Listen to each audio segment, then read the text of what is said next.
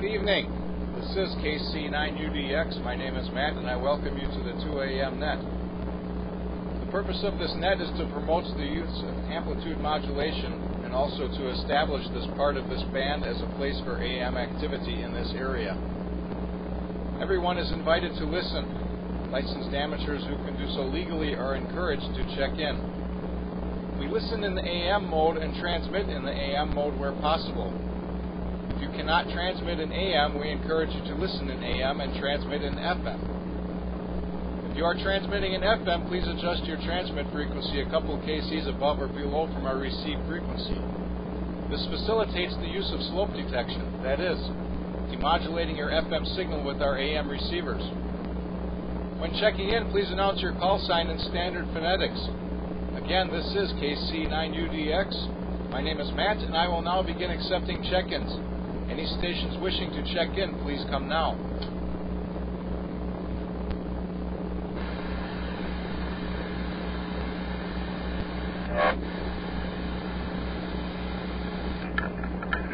Good evening, Matt, W9JCC.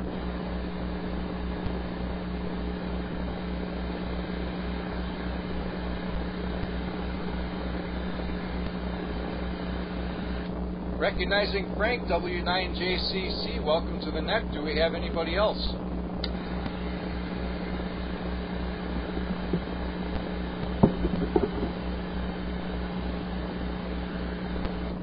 Alright, hearing none so far, we'll start out the Christmas edition, I guess, of the 2 a.m. net. And I guess, as usual, another month has flown by here, and I don't have a whole lot to report. It's always just work and work and work for me, so nothing ever changes. I will say that we had a hard time buying a Christmas tree this year. There was sort of a Christmas tree shortage, and I suppose that's due to the lack of imported Christmas trees. And I suppose that the place that we normally buy our Christmas tree had been importing them all these years, and I never really thought about it. So this year I paid substantially more and probably got a very local tree. Other than that, not too much to report. And Frank, I will turn it over to you, W9JCC from KC9UDX. Okay, well, thank you, Matt. KC9UDX, W9JCC. Fine on the Christmas tree there. Well, Matt, as far as Christmas trees go, we've got two artificial ones, medium-sized ones that we used to use, one a little bigger than the other. And about, I don't know, probably 7 or 8 years ago, we went to the medium-sized one, which and it came with artificial, with the lights already installed on it. And last year, for the first time, we did not put up either one of them. We had some small ones that we used to put around the house, and we went with those. My daughter usually hosts Christmas, and so we don't get the company we used to get before, so we got one 3-footer or so in the front window, and about a 2-footer in the family room, and a few other Christmassy things around the house, so that's about it. And today we had our cul-de-sac Christmas party at noon, and that went until about 4:30 today, so we had a good time at that. The neighbors annually get together for that and just rotate whoever hosts that thing. So now I'll have to report. My gearbox on the power winch on the tower is beginning to move. And I think tomorrow's going to be warm. Hopefully it's not too windy. I'm going to try to top it off there before the snow starts. KC9UDX, W9JCC. All right, thank you, Frank. And I have not looked at the weather, other than a couple days ago I looked and saw that it was going to be fairly warm this week. We'll have springtime all over again here. So hopefully that works out for you, and you can get some more oil in that gearbox. I don't know about wind. I would expect that this time of year when it gets that warm it should be windy, but hopefully not. I tell you what, it sure was foggy this morning. I guess in the Menominee Falls and Brookfield area was the worst. It was very hard to see. That's probably due to the weather warming up. For some reason they are still salting the roads, but I guess that's to be expected. And as far as artificial Christmas trees, we had one here, a small one, for years, and I don't remember getting rid of it, but we don't have it anymore. And I never liked having artificial trees just because I don't have any place to store things. And having to store a Christmas tree 11 months out of the year does not go well with me. So that's reason number one for getting a real tree. And I guess the other reason is I'd like to get a real tree as long as it's feasible. It just doesn't seem right to me having a fake tree. But then again, I don't really know that we need to have one anyway, a tree. I don't know. We'll see how long that goes. And otherwise, well, we're at the bottom of the list. Let's see if we have any further check-ins for the 2 a.m. net. Come now, please. Whiskey Bravo 9, Bravo Whiskey Papa.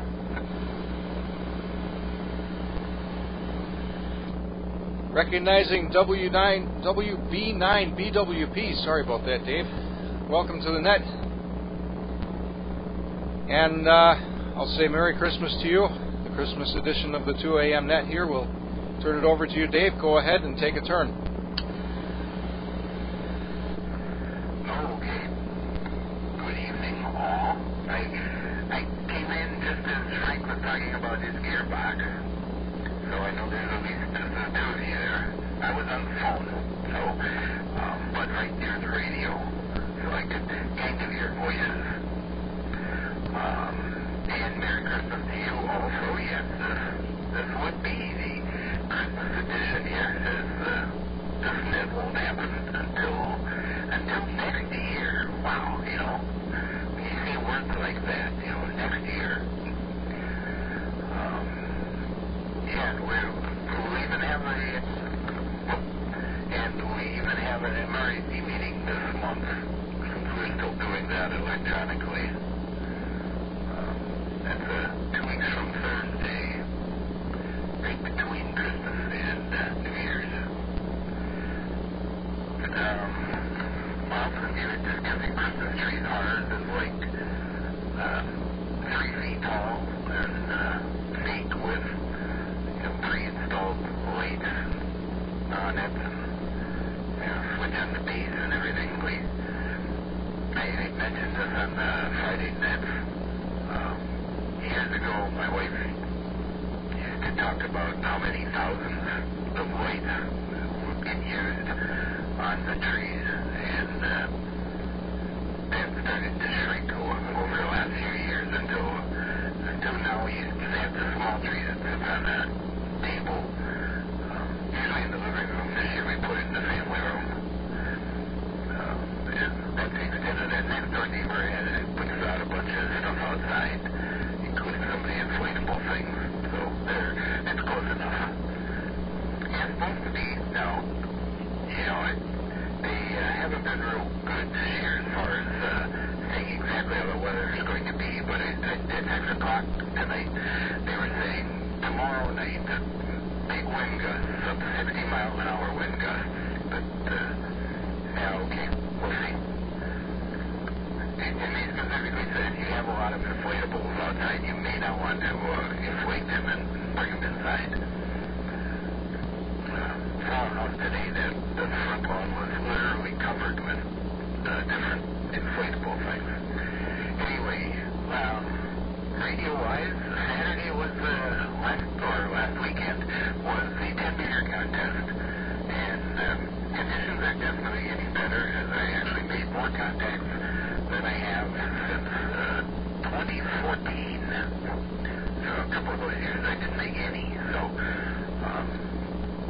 only like 36 contacts, and you could tell how conditions would shift as I worked like 6 or 8 Texas stations, and then a couple hours later I'd turn the radio on and I worked 10 Colorado stations, and a couple hours after that I'd come back and I worked a dozen California stations.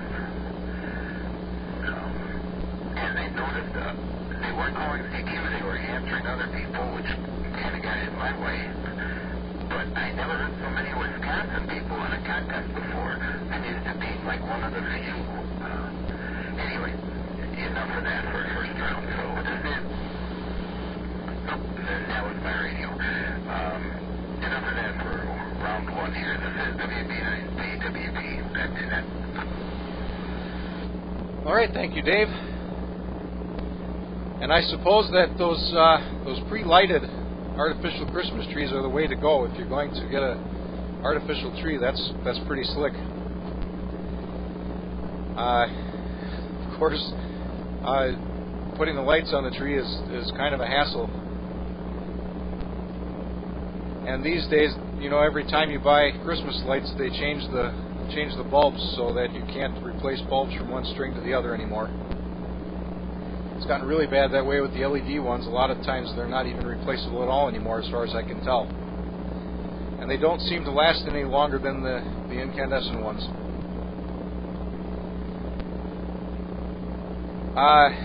You mentioned the inflatable decorations on people's lawns, and I guess that's something I don't appreciate too much, and it's becoming really common. I see a lot of people with their lawns utterly littered with those things, and I guess they can do whatever they like. But I don't think I hopefully will never put up an inflatable thing like that here. Speaking of which, it must be that outdoor lights are much cheaper than normal or something, because this year more people are putting those lights out than I think in years past. Of course, what happened last year is people never turned their Christmas lights off or took them down. A lot of people left them up all year, lighting them every night. I wonder if that will happen this year too. I suppose the same people will do it again. And fine business on the 10-meter contest. I guess I hadn't thought about it, but we should be getting to that time again where 10 meters is pretty active. And I think it's unfortunate that so many people don't get on 10 meters a lot of other times, because at least what I found in the past when I had time to get on 10 meters at night is there would be openings all over the place at random times all of the time. And maybe that's just indicative of last solar cycle, I don't know. Maybe that happens all the time, maybe it doesn't, but I would hope that if more people would get on, and these 10-meter contests would probably help that. You know, people would probably find out that 10 meters is open more often than we assume it is. I have not made a single HF contest, and I couldn't tell you how long. I turned on my TR3 tonight just to warm it up and make sure that capacitors in it reform, I guess. I don't have an HF antenna anymore. My antenna fell down, and there's pieces of it laying in the yard. One of these days, hopefully I get out there and rebuild something. But it wasn't real practical the way I had it before, even though it was up for a long time. I'll have to do something a little bit different, but I'm not sure what that will be. With that, we are at the bottom of the list. Do we have any more any more check-ins for the 2 a.m. net? Come now, please.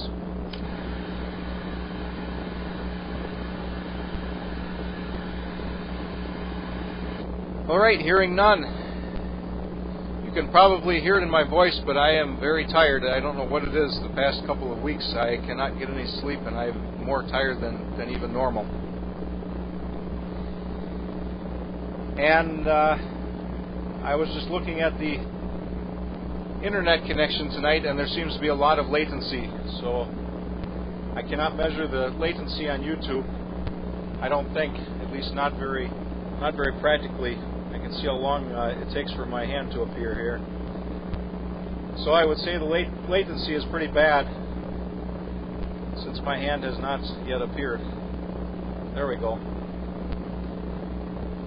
So that's how much latency we have, which is, I think, worse than normal, and I'm not surprised.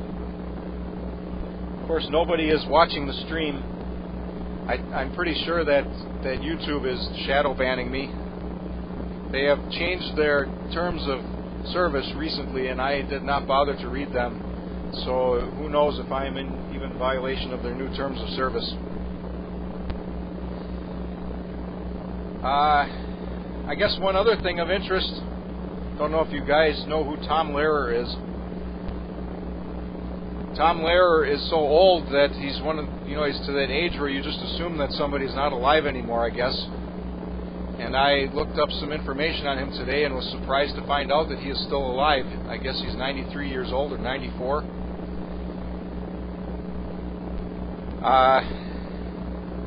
So if you know who he is, you might find that interesting, or you may not. And with that, we'll go back to the top of the list. Frank W9JCC from KC9UDX.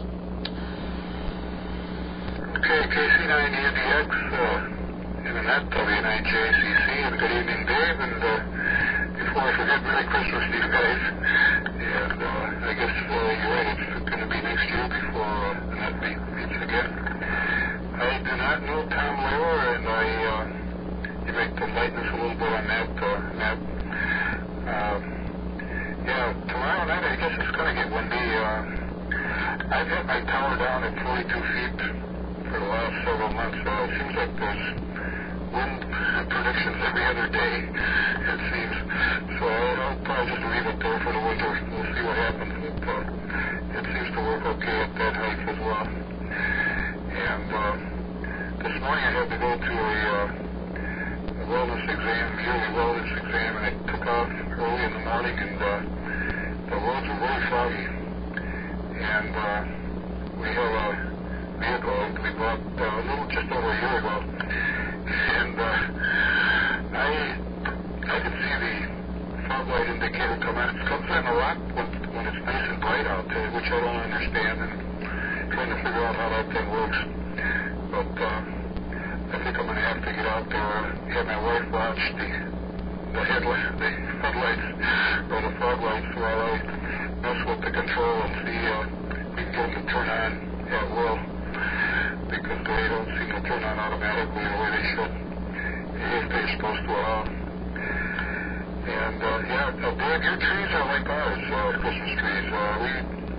We've got two, I'd say, average size ones that are still in the crates downstairs, and the last year and this year we have not put them up again, not to put the small ones, which seems to be a lot easier to handle and a lot less work, not as many ornaments to put on and all that.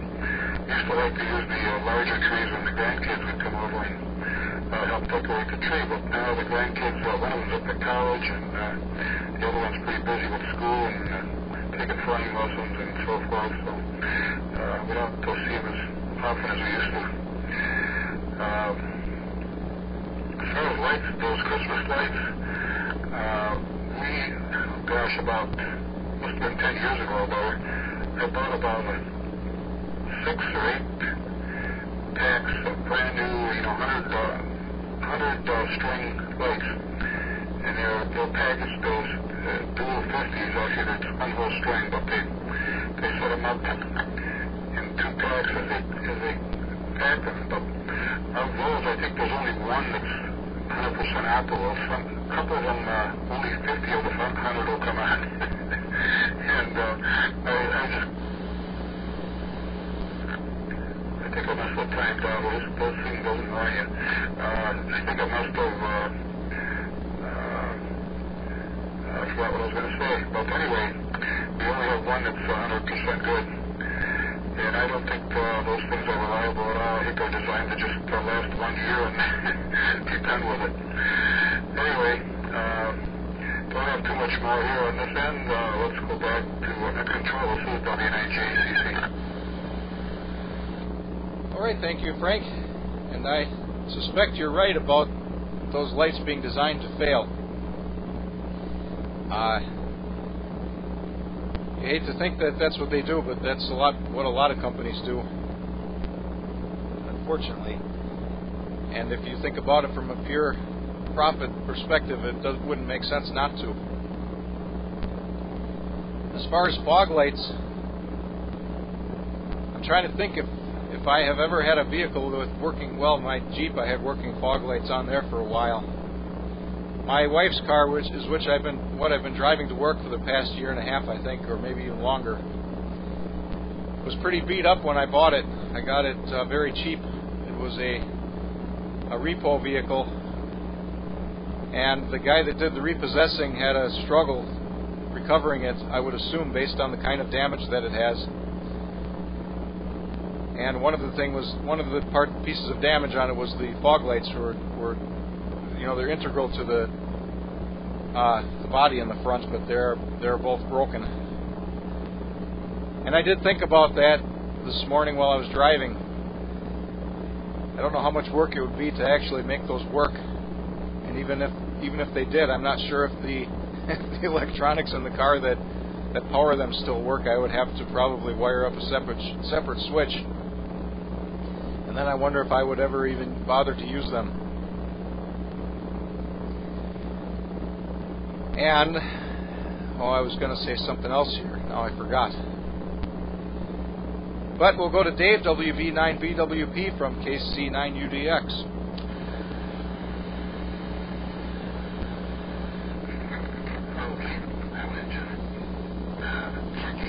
I fired up YouTube. I know Jerry wouldn't be here tonight. Seems to be a good couple of seconds at least between what you say and what comes out. And yeah, let's see, go again my list. The lights. I remember when we were buying lights. And in fact, one of the last years that we had to buy some new lights, we open up the package and pull out the lights and a dead lizard. I don't remember if we went back to the store or not after that. I can't even remember where. It was like maybe Target or Kohl's or something like that. It's on sale. But it wasn't big. It was a few inches long. Anyway.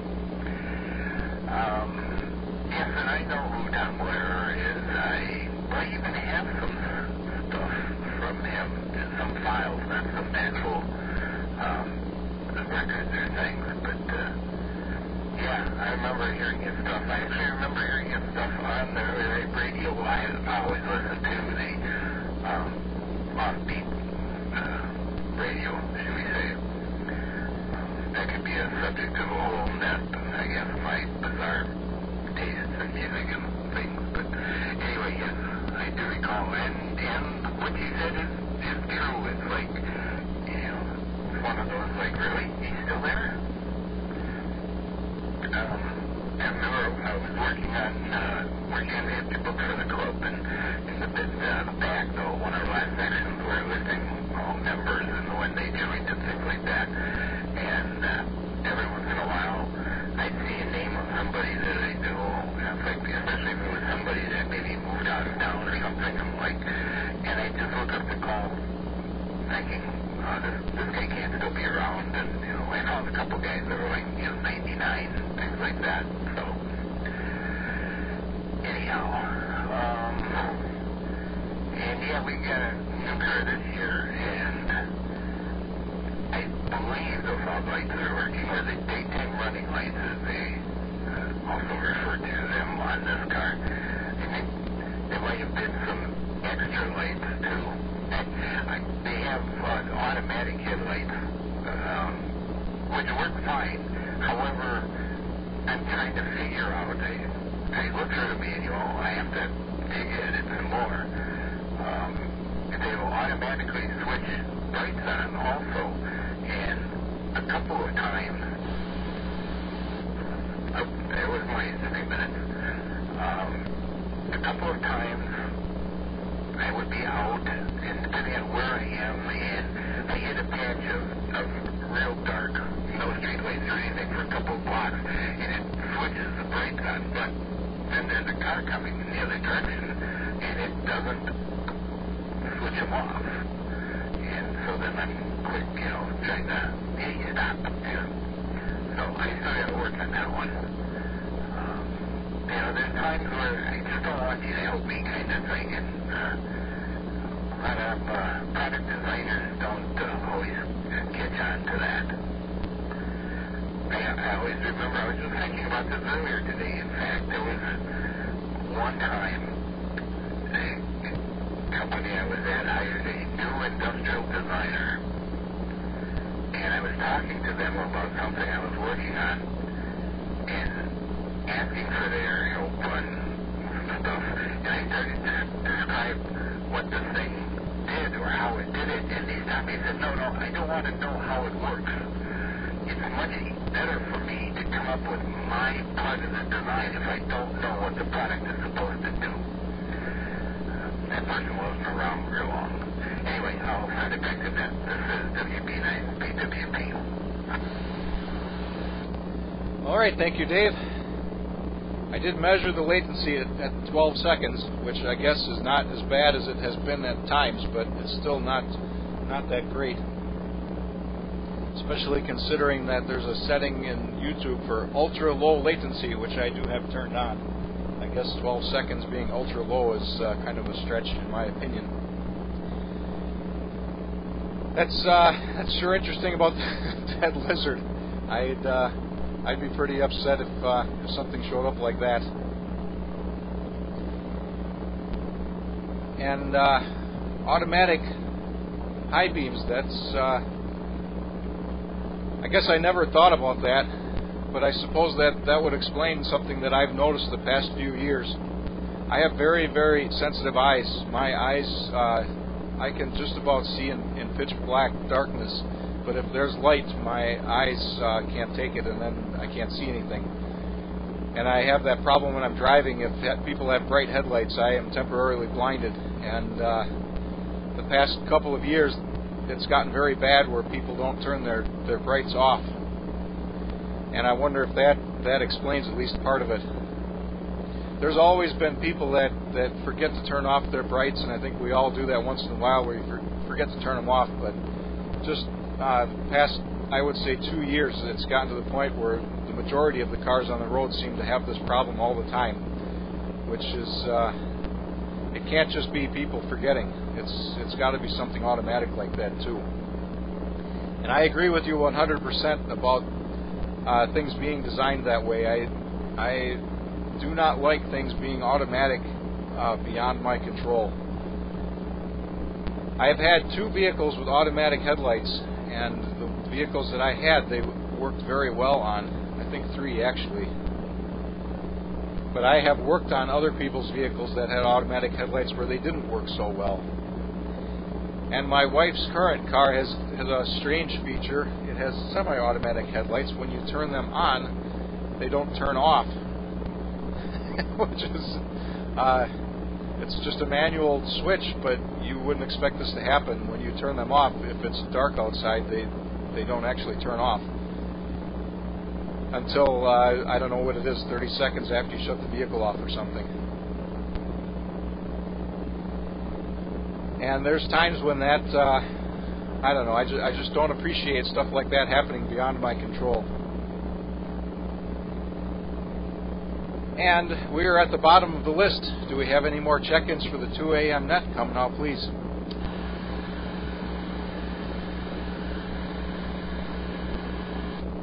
Hearing none. Well, Frank, I'll let you in on Tom Lehrer. Tom Lehrer is a math teacher. I don't know what level he taught math at, and I'm assuming he doesn't anymore. But somewhere he was a math teacher, and on the side he was also a satire singer-songwriter, I guess you would say. He plays piano, and he writes his own songs that are highly satirical. And he's a pretty amazing musician. very funny, although sometimes some of his stuff goes a little way too far over the edge. But I don't know that he has done anything of the sort in recent times at all.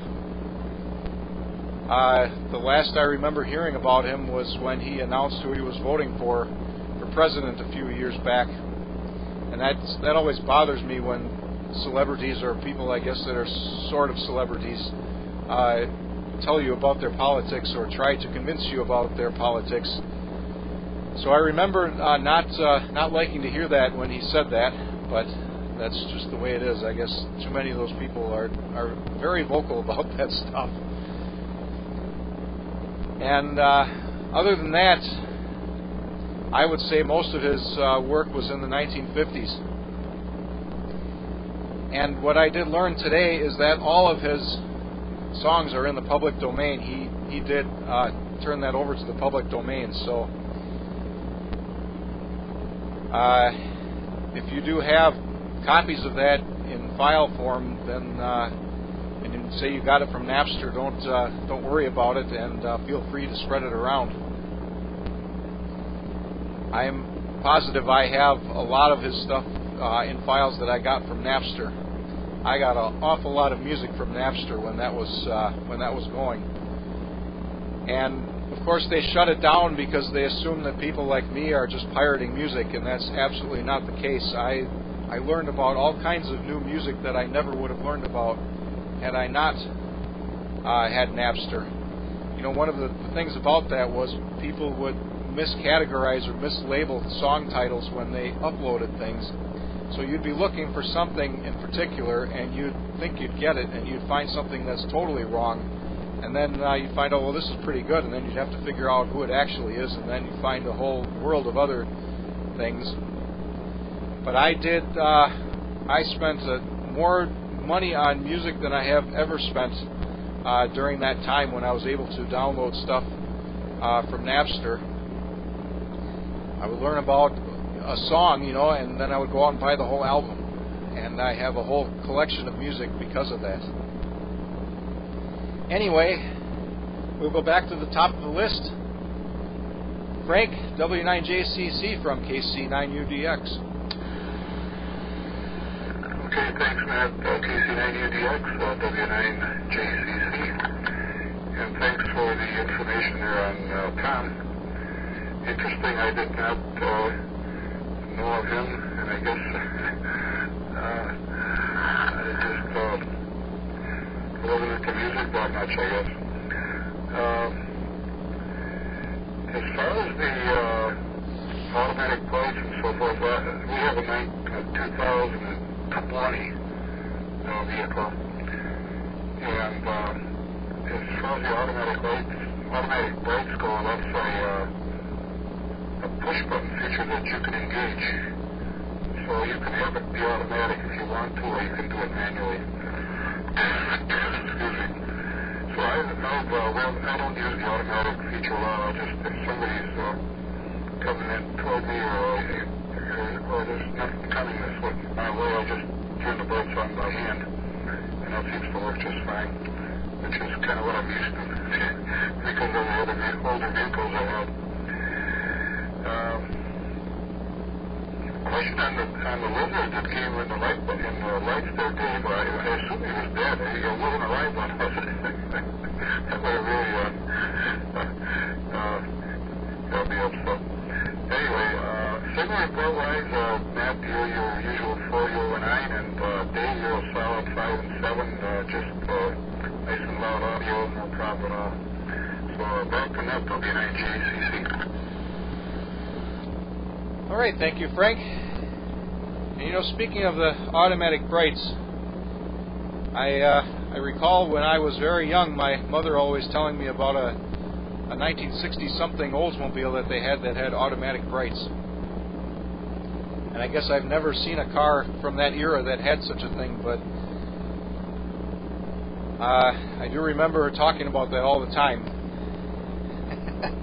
So I guess I'll have to look that up now and see what cars in the history have had that. And Oh, you mentioned that you weren't really into music. Well, I tell you this, if you really were into music, you probably still wouldn't have heard of Tom LBRY. Like Dave said, you'd have to be into kind of different music or different things just to know about him in the first place. My first experience with Tom LBRY, I think, was when I was a kid. When I was very young, he had some songs in a TV show, and I don't know how I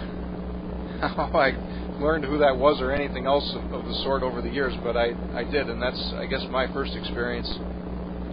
It was a children's show when I was a kid in the 70s, I guess. And with that, we'll find out about the lizard, WV9BWP from KC9UDX. Okay. Yes, the lizard was dead. It wasn't real big. I'm trying to remember back. It was maybe 3, 4, 5 inches, something like that. It was in the bottom of the box. It was stuff that was made in China, so we figured, something crawled in the box, or it was somebody's pet, or something, who knows. But, we pulled the stuff out, and it's like, hey, what's this? No! And, it wasn't moving. Didn't touch it, of course, just, and like I said, I don't remember if we actually went back there and said, hey, because nowadays they do that, they probably say, well, you didn't pay for that.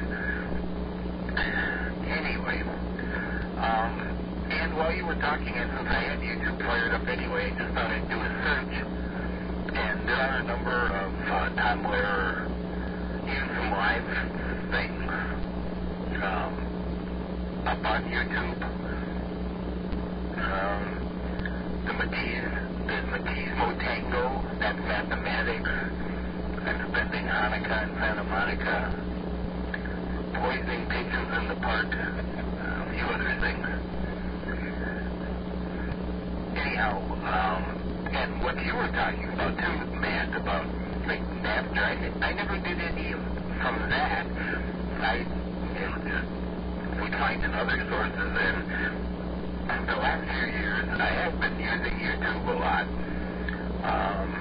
And I found an incredible number of things that I would have never heard of.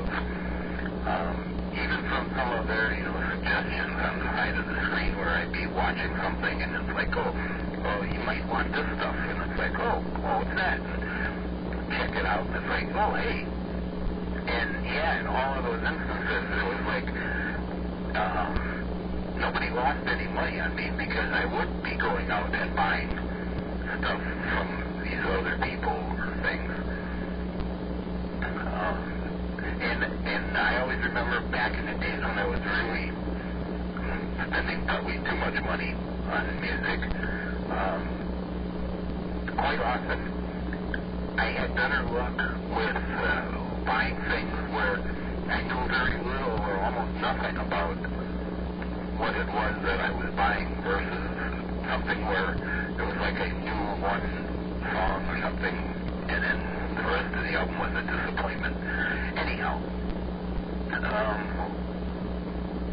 I guess that's all that I've got for this round, so I'll send it back. This is WB9BWP. All right, thank you, Dave. And I guess on the topic of that lizard, I'll say one thing. I used to work in a place where we unboxed machinery from overseas all the time on a daily basis. And unlike consumer products, machinery is not very well inspected, I think. I don't think you would find this in consumer stuff, but all of the time we would open crates and find strange insects that we couldn't identify. And I will never forget seeing what we now commonly know as the brown marmorated stink bug. This was back before we had those around here.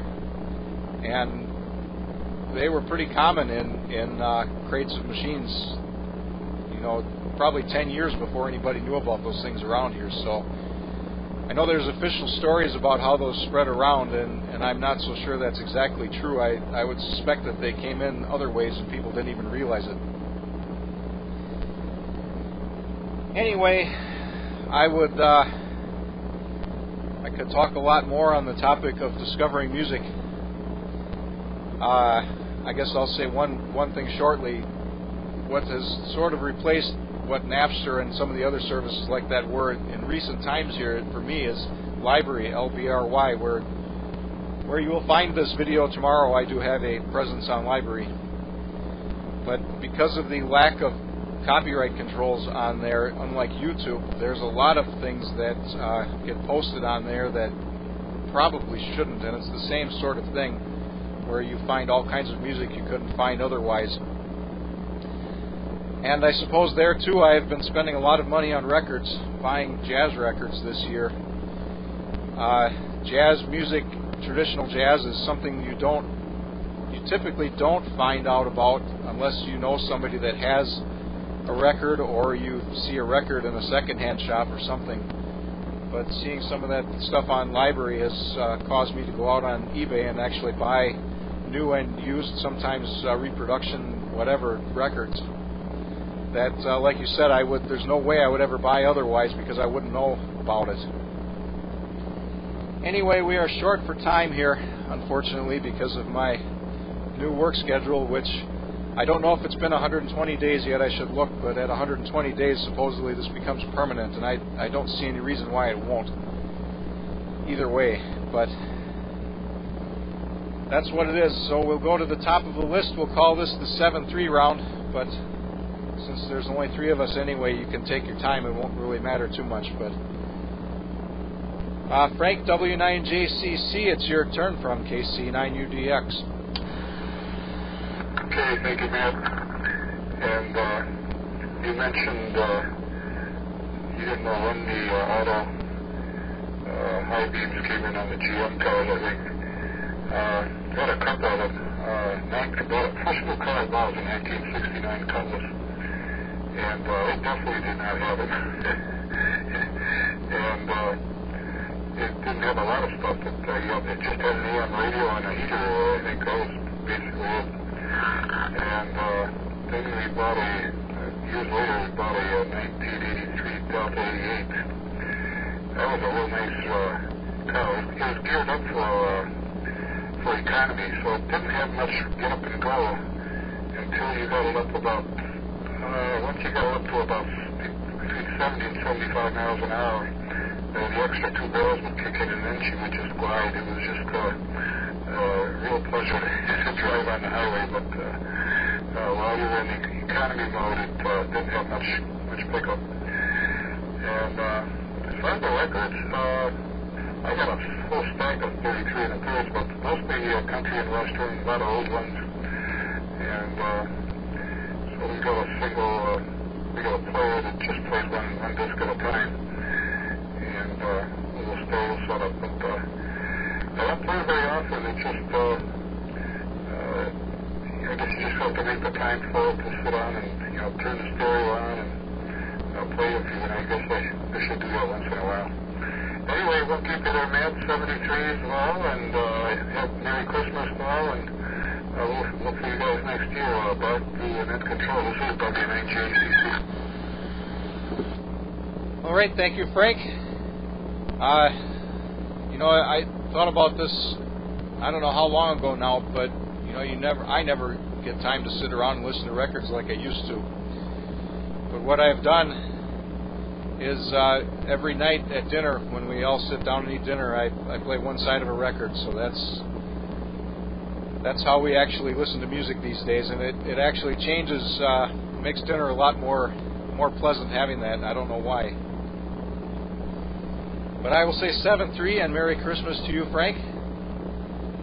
And next we'll go to Dave, WB9BWP from KC9UDX.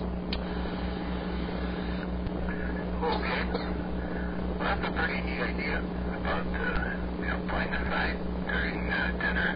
I remember, back years ago when I had time, especially if I would be out buying something today, and I get home in the chair. Back in the days of being able to actually read what's on the album cover versus the fine print that's in the CD jacket things.